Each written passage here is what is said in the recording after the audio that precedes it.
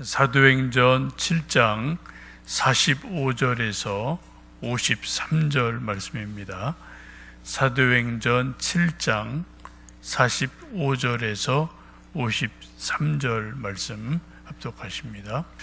우리 조상들이 그곳을 받아 하나님이 그들 앞에서 쫓아내신 이방인의 땅을 점령할 때에 여호수아와 함께 가지고 들어가서 다윗 때까지 이르니라.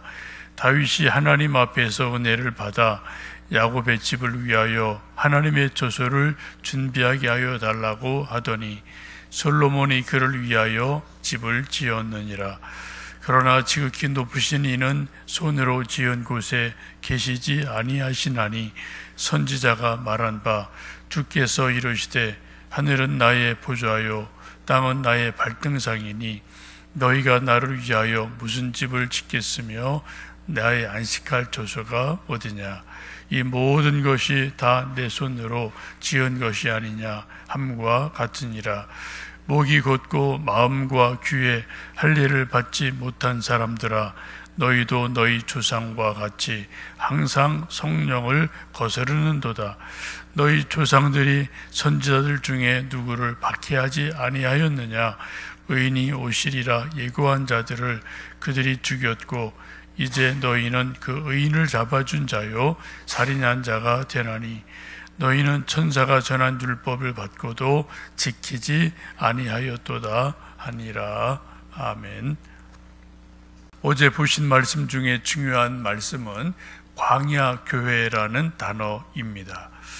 모세가 출애굽하고 40년간 광야 생활하는 기간을 스데반은 교회론적으로 한마디로 광야교회다라고 말씀을 합니다.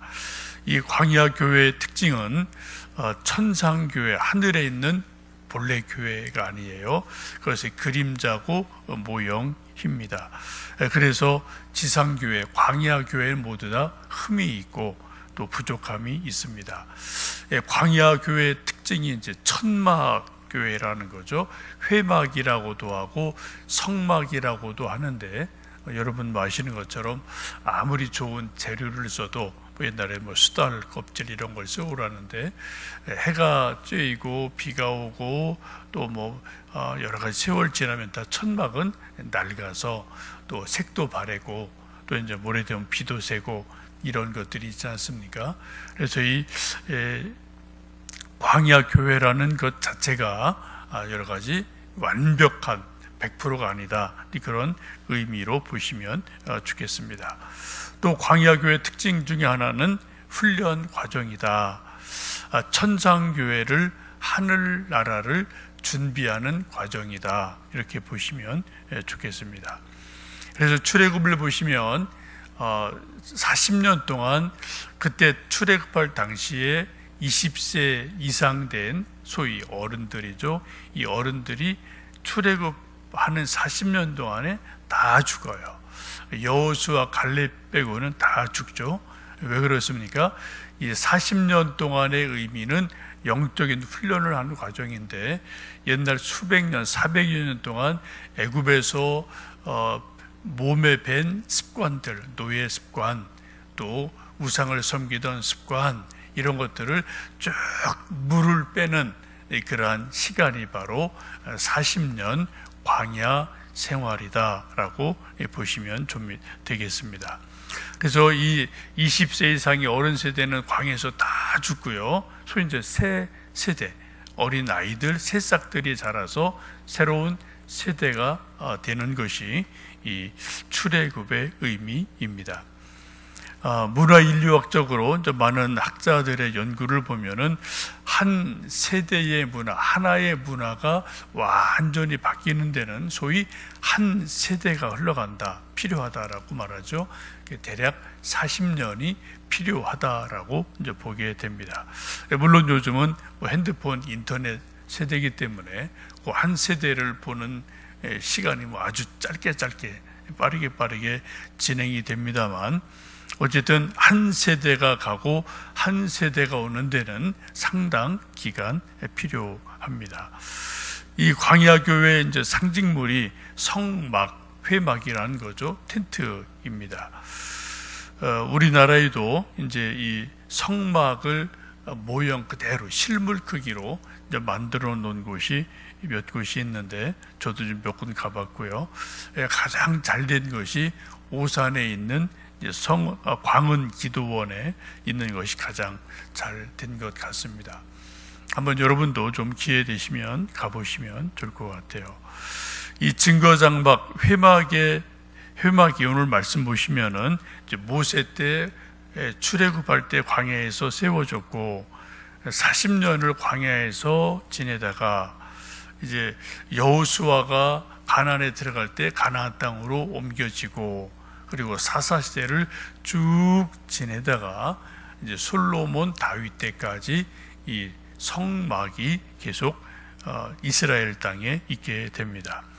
오늘 보시면 이제 중요한 단어가 성막, 증거 장막이라는 거죠. 그 단어와 다윗이라는 이름이 나오게 되는데 다윗이 중요한 이유는 두 가지입니다. 하나는 정치적으로 이스라엘 12지파를 다 모아서 통일 왕국을 세웠다. 그 앞에 사울 왕이 있었지만은 뭐 오래가지 못하고 또 이제 지파 분열이 되고 문제가 좀 있었죠.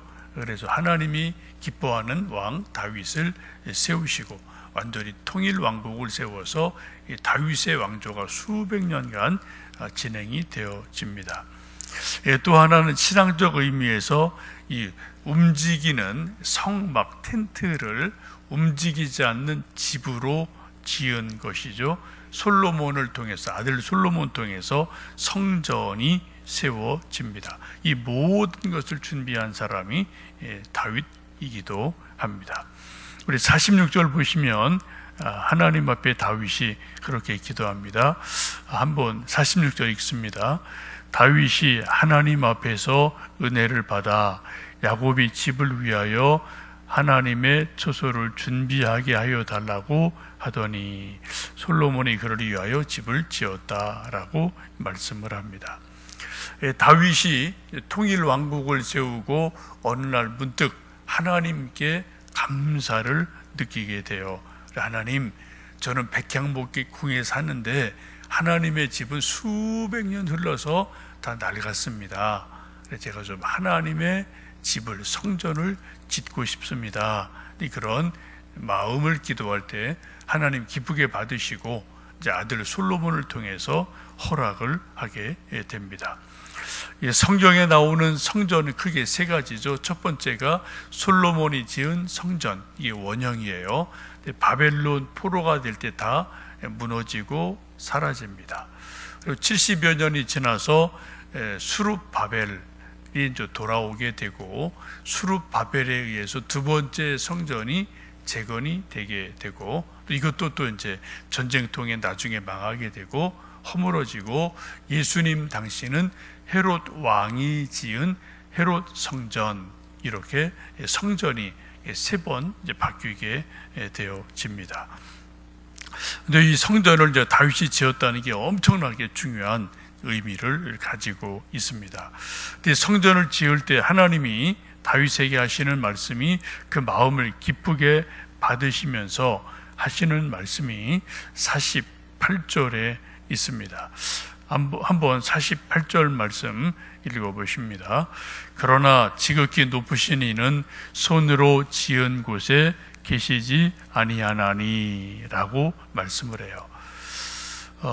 지극히 높으신 하나님은 이제 솔로몬이나 많은 또 이게 기도하는 것을 보면은 하나님은 하늘들도 감당하지 못하겠거든. 어떻게 사람이 지은 이 조그마한 집에, 이 성전에 하나님이 갇혀 계시겠습니까? 라고 말하고 기도를 하게 되죠. 오늘도 본문에 보시면은 하나님은 지극히 높으신 분이어서 하늘의 하나님이시어서 사람이 손으로 지은 곳에 제한되지 않는다, 갇히지 않는다라고 말씀을 합니다. 분명한 사실이죠. 무소부지하신 하나님, 하늘의 하나님이 아무리 예배당이 커도 요즘 뭐 교회가 커도 뭐 10,000평 이상 갈 수 없잖아요. 10만 평 이상 갈 수 없잖아요. 뭐 사람 눈에 보기에는 클지 몰라도 하나님 보실 때는 뭐 별거 아니란 말이죠. 그래서 이 아무리 화려하게 크게 성전을 짓고 교회를 지어도 그 건물 안에 하나님을 가둘 수는 없다. 그것보다 하나님은 더 크시다라고 말씀을 하고 있습니다. 그럼에도 불구하고 다윗이나 솔로몬이나 지금 또 많은 교회들이 기회가 되면은 교회를, 예배당을 더 크게, 더 귀하게 지려고 많이들 노력을 하고 애를 쓰고 있죠. 그 교회를 짓는다, 성전을 짓는다는 중요한 동기가 뭔가요? 성경을 보시면은 지금 다윗은 왕으로서 백향목궁에 살아요. 그런데 하나님의 집 성막은 지금 수백 년이 지나서 색이 바라고 또 이제 뭐 가족도 이제 뭐 헤어지고 이런 일들이 있으니까 그런 모습을 보고 하나님 아버지의 집이 너무 허술하다. 그래서 더 좋은 것을 지어 드리고 싶은 마음, 이것이 이제 교회를 짓는, 성전을 짓는 중요한 마음가짐이 됩니다.